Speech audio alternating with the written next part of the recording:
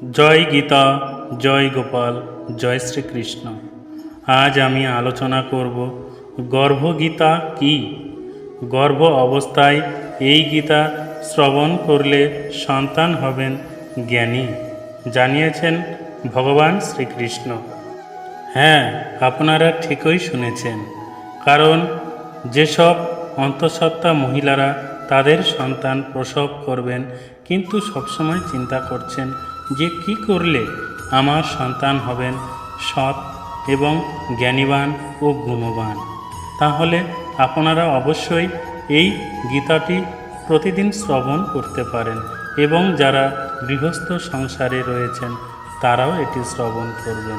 শ্রবণ করলে আপনারা পূর্ণ ফল লাভ করবেন। তো চলুন শুরু করা যাক। তার আগে একটি কথা বলবো, আপনারা ভিডিওটি অবশ্যই সম্পূর্ণ দেখার চেষ্টা করবেন। আর যারা চ্যানেলটি এখনও সাবস্ক্রাইব করেননি তারা অবশ্যই সাবস্ক্রাইব করে নেবেন। তো চলুন শুরু করা যাক। গর্ভগীতা শ্রবণ করা গর্ভবতী মহিলাদের জন্য অত্যন্ত জরুরি। যে শিশু মাতৃগর্ভে বসে গর্ভগীতা শ্রবণ করেন সে জ্ঞানী ও সংস্কৃতি মনস্ক হয় বলে গীতায় বর্ণিত আছে। এই গর্ভগীতা সম্পর্কে বিশদে জেনে নেওয়া যাক। গর্ভগীতা একটি চমকপ্রদ গ্রন্থ, এতে সম্পূর্ণ জ্ঞান রয়েছে। শ্রীকৃষ্ণ বলেন, যে ব্যক্তি গর্ভগীতা শোনেন এবং মনন করেন সে পুনরায় গর্ভবাসে আসেন না, সে জন্ম মৃত্যুর চক্র থেকে মুক্তি পায়। মনে করা হয় কোনো গর্ভবতী মহিলা গর্ভগীতা শ্রবণ করলে তার গর্ভে থাকা শিশু ভালো সংস্কার লাভ করে, জন্মানোর পর সে আদর্শ জীবন কাটায়। গর্ভগীতায় শ্রীকৃষ্ণ ও অর্জুনের কথোপকথনের মাধ্যমে জানা যায়, তা আমরা এখন জেনে নেব। অর্জুন উবাচ, হে কৃষ্ণ, কোন দোষের কারণে প্রাণী গর্ভাবাসে আসে? জন্মানোর পর সে নানান রোগে গ্রস্ত হয়, তারপর মৃত্যু হয়। কোন কর্মের ফলের কারণে ব্যক্তি জন্ম মৃত্যুর চক্র থেকে মুক্তি পায়? শ্রীকৃষ্ণ বলেন, হে অর্জুন, এই মনুষ্য অন্ধ ও মূর্খ, এরা সংসারের ভালোবাসা ও মোহে জড়িয়ে পড়েন। এই পদার্থ আমি পেয়েছি এবং আমি তা লাভ করব, এমন চিন্তা তার মন থেকে দূর হয় না। অষ্টপ্রহর সে মায়ার আশায় বসে থাকে। এই কারণে সে বারংবার জন্মায় এবং মৃত্যু লাভ করে। সে গর্ভবিষে কষ্ট ভোগ করতে থাকে। সব শুনে অর্জুনের মনে প্রশ্ন জন্মায় এবং তিনি শ্রীকৃষ্ণকে জিজ্ঞাসা করেন যে, এই মন আপন চালে চলতে থাকা হাতির মতো, তৃষ্ণা এর শক্তি। এই মন পঞ্চ ইন্দ্রিয়ে বশবর্তী। কাম, ক্রোধ, লোভ, মোহ ও অহংকার, এই পাঁচটির মধ্যে অহংকার সবচেয়ে শক্তিশালী। তাহলে কিভাবে মনকে নিজের নিয়ন্ত্রণে রাখা যায়? শ্রীকৃষ্ণ বলেন, এই মন অবশ্যই হাতির মতো, তৃষ্ণা এর শক্তি। মন পঞ্চ ইন্দ্রিয়ের নিয়ন্ত্রণে, অহংকার এদের মধ্যে শ্রেষ্ঠ। অর্জুন, হাতিকে যেভাবে নিয়ন্ত্রণে রাখা যায় তেমনি মনরূপী হাতিকে নিয়ন্ত্রণে রাখার জন্য জ্ঞানরূপী অঙ্কুশ দরকার। অহংকারের ফলে জীবন নরকে পর্যবসিত হয়। অর্জুন উবাচ, হে কৃষ্ণ, যে তোমার নাম সংকীর্তন করতে করতে বনে জঙ্গলে ঘুরে বেড়ায়, বৈরাগী হয়, একটি ধর্ম পালন করেন, এদের কিভাবে চেনা যায়? বৈষ্ণব কারা? শ্রীকৃষ্ণ উবাচ, হে অর্জুন, একদল শুধু আমার জন্যেই বনে জঙ্গলে ঘুরে বেড়ায়, তারা সন্ন্যাসী। একদল মাথায় জটা বাঁধে এবং শরীরে ভস্ম লাগায়। এদের মধ্যে আমার বাস নেই, কারণ এদের মধ্যে অহংকার আছে। এদের জন্য আমার দর্শন দুর্লভ। অর্জুন উবাচ, কোন পাপের জন্য স্ত্রীর মৃত্যু হয়? কোন পাপের জন্য পুত্র মারা যায়? কোন পাপের কারণে নপুংসক হয় ব্যক্তি? শ্রীকৃষ্ণ জানান, যে কারো কাছ থেকে ঋণ নিয়ে তা শোধ করে না তার স্ত্রীর মৃত্যু হয়। আবার যে কারো আমানতের জিনিস আত্মসাৎ করে নেয় তার পুত্রের মৃত্যু হয়। যে কাউকে প্রতিশ্রুতি দিয়েও সময়ের মধ্যে সেই ব্যক্তির কাজ করে দেয় না সে নপুংসক হয়। এগুলি অনেক বড় পাপ। অর্জুন বলেন, কোন পাপের কারণে মনুষ্য সর্বদা রোগ থেকে মুক্তি পায় না? কোন পাপের কারণে গাধা হয়ে জন্মায়? স্ত্রী ও টাট্টুর জন্ম কেন হয়? কোন পাপের কারণে বিড়ালের জন্ম হয়? শ্রীকৃষ্ণ উবাচ, হে অর্জুন, যে ব্যক্তি কন্যা দান করে এবং সেই দানে মূল্য নেয় সে দোষী ও সদা রোগী হয়ে থাকে। যে বিষয় বিকারের কারণে মদ্যপান করে সে টাট্টু ঘোড়া হয়ে জন্মায়। যে মিথ্যা সাক্ষী প্রদান করে সে স্ত্রী হয়ে জন্মায়। আবার যে স্ত্রী রান্না করে প্রথমে ভোজন করে নেয় এবং পরে পরমেশ্বরকে অর্ঘ্য দান করে সে বেড়াল হয়ে জন্মায়। আবার যে ব্যক্তি নিজের এঁঠো খাবার দাবার দান করে সে মহিলা হয়ে জন্মায়, তারা দাসী হন। অর্জুন উবাচ, হে কৃষ্ণ, কিছু মনুষ্যকে আপনি স্বর্ণ দিয়েছেন, তারা কোন পূর্ণ কার্য করেছে? আবার কিছু মানুষকে আপনি হাতি, ঘোড়া, রথ দিয়েছেন, তারা কোন পুণ্য করেছেন? শ্রীকৃষ্ণ উবাচ, অর্জুন, যারা স্বর্ণদান করেছে তারা ঘোড়া বাহন লাভ করে।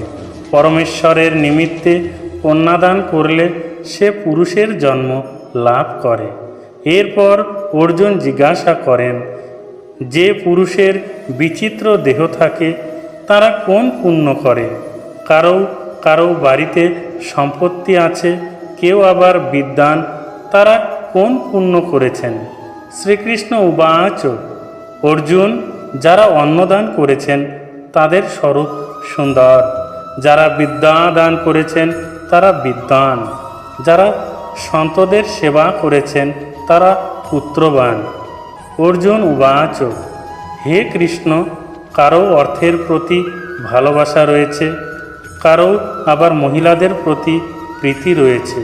এর কারণ আমাকে বুঝিয়ে বলুন। অর্জুনের প্রশ্নের উত্তরে শ্রীকৃষ্ণ জানান, ধন এবং স্ত্রী এই সবই নাশরূপ, কিন্তু আমার ভক্তির কোনো নাশ নেই।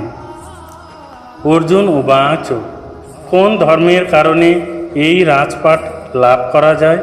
আবার কোন ধর্ম পালন করলে বিদ্যা লাভ করা যায়? শ্রীকৃষ্ণ বললেন, যে ব্যক্তি কাশীতে নিষ্কাম ভক্তিতে তপ করতে করতে দেহত্যাগ করেন তারা রাজা হয়ে জন্মান। আবার যারা গুরুর সেবা করেন তারা বিদ্বান হন।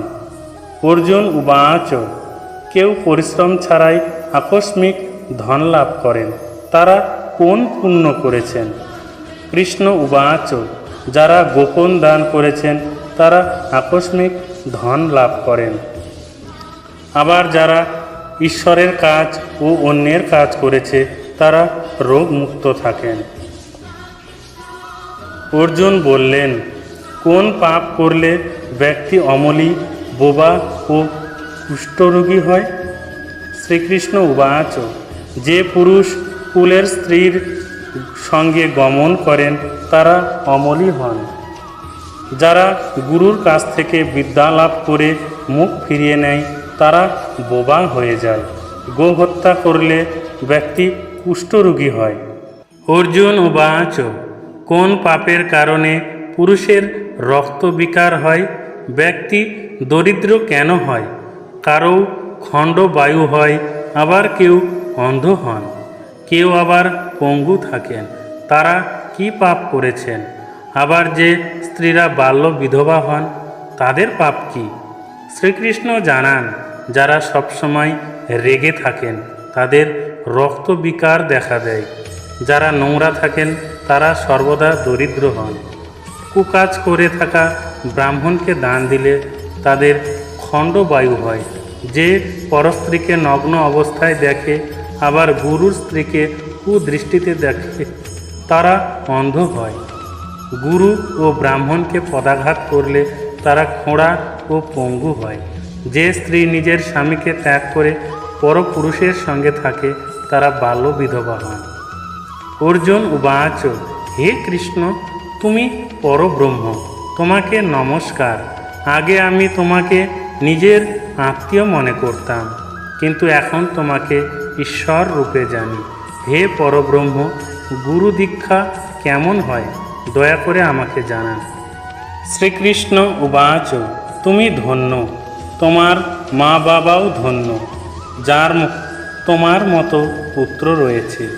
হে অর্জুন, সমস্ত সংসারের গুরু জগন্নাথ, বিদ্যার গুরু কাশী এবং 4টি বর্গের গুরু সন্ন্যাসী, যারা সকলের ত্যাগ করে আমার বিষয়ে মনোনিবেশ করেছে, তারা ব্রাহ্মণ জগৎগুরু। হে অর্জুন, মন দিয়ে শোনো, কেমন গুরু সংস্পর্শে থাকা উচিত।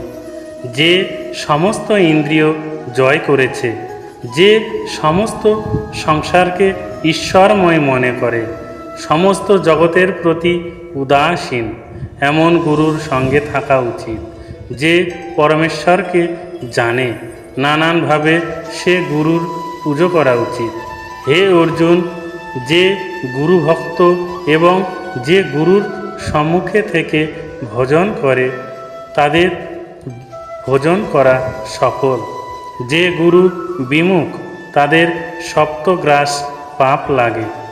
গুরু বিমুখ প্রাণী দর্শনযোগ্য হয় না। যে গৃহস্থ সংসারে গুরু ছাড়া থাকে তারা চণ্ডালের সমান। মদিরার ভাণ্ডারে গঙ্গা জল যেমন অপবিত্র হয়, তেমনি গুরু বিমুখ ব্যক্তির ভোজনও সর্বদা অপবিত্র। তার হাতের ভোজন দেবতারাও গ্রহণ করেন না। তার সমস্ত কর্ম নিষ্ফল হয়। শূকর, গর্ধব, কাক এ সমস্ত যোনি অত্যন্ত নিম্নমানের। এ সকলের তুলনায় সেই মনুষ্য নিকৃষ্ট মানের, যারা গুরু বিমুখ হন। গুরু ছাড়া গতি নেই, তারা অবশ্যই নরকে যাবে।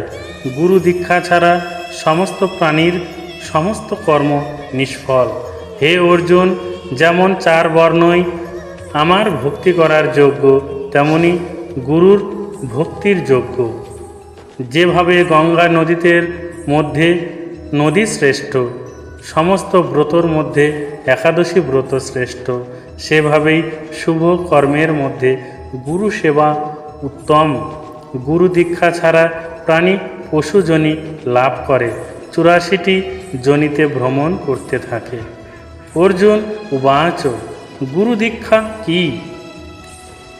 শ্রীকৃষ্ণ বললেন, ধন্য জন্ম তার যে এই প্রশ্ন করেছে। তুমি ধন্য। গুরু দীক্ষা 2টি অক্ষরের, হরি ওম। এই অক্ষরকে গুরু বলে। 4টি বর্ণের আপন করে নেওয়া শ্রেষ্ঠ।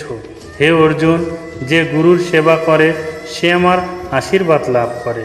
সে 84টি যোনি থেকে মুক্তি পায়, জন্ম মৃত্যুর চক্র থেকে মুক্ত হয় ও নরক ভোগ করে না। যে ব্যক্তি গুরুর সেবা করে না সে 3.5 কোটি বছর পর্যন্ত নরক ভোগ করে। গুরুর সেবা করলে একাধিক অশ্বমেধ যজ্ঞের সমান ফল লাভ করে ব্যক্তি। গুরু সেবাই আমার সেবা। হে অর্জুন, আমার ও তোমার কথোপকথন যে প্রাণী শুনবে বা পড়বে তারা গর্ভ দুঃখ এবং 84টি যোনি থেকে মুক্ত থাকবেন। তাই একে গর্ভগীতা বলা হয়। আশা করি আপনারা গর্ভগীতা ভালোভাবে অনুধাবন করতে পেরেছেন। তাই সব কৃষ্ণ ভক্তদের কাছে আমার একটাই আবেদন, আপনারা প্রতিদিন এই গর্ভগীতা বিশেষ করে যেসব মা এখন সন্তান সম্ভবা রয়েছেন তারা অবশ্যই শ্রবণ করবেন। তাহলে ভগবান শ্রীকৃষ্ণের কৃপায় যিনি এই ধরাধামে আসছেন তিনি কৃষ্ণ প্রাপ্তি এবং কৃষ্ণ আশীর্বাদ লাভ করবেন, এবং কৃষ্ণের আশীর্বাদ থাকলে সে অবশ্যই একদিন মহান জ্ঞানী, মহান সৎ ব্যক্তিতে পরিণত হবেন এবং এই পৃথিবী হয়ে উঠবে স্বর্গময়। তাই সবাই ভালো থাকবেন এবং ঈশ্বরের আরাধনা করবেন। ঈশ্বর আপনার মঙ্গল করুন। জয় শ্রীকৃষ্ণ, জয় গীতা, জয় গোপাল, জয় অর্জুন, জয় মহাভারত।